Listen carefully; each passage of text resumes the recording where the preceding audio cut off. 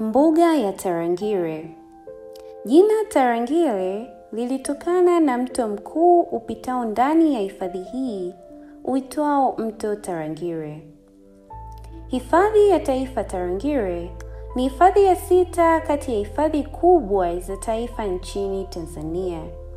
Inapatikana kaskazini mwa Tanzania, mkoani Manyara, kusini magharibi mwa mji wa Arusha. Hifadhi hii ni maarufu kwa makundi makubwa ya tembo kuliko hifadhi nyingine nyingi nchini Tanzania, pamoja na aina ya chatu wenye uwezo wa kukwea miti. Wanyama wengine wapatikanao katika hifadhi hii ni pamoja na punda milia, nyumbu, swala, simba, nyati, mbuni, chui, duma, twiga na wengine wengi, pia aina 550 za ndege.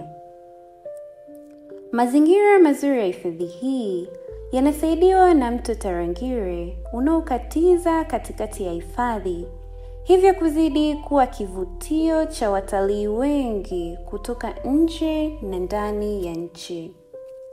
Hifadhi ya Taifa Tarangire inawezesha shughuli zake za utalii wa kuona wanyama kwa kutumia gari, matembezi ya miguu, utalii wa kutazama ndege, utalii wa kuruka kwa puto, pia utalii wa picha na filamu.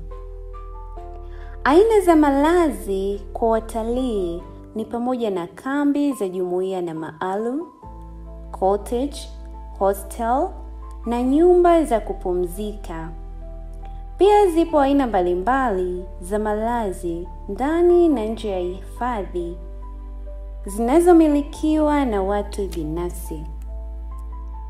Karibu Tanzania, karibu kufanya utalii katika hifadhi ya Taifa Tarangire.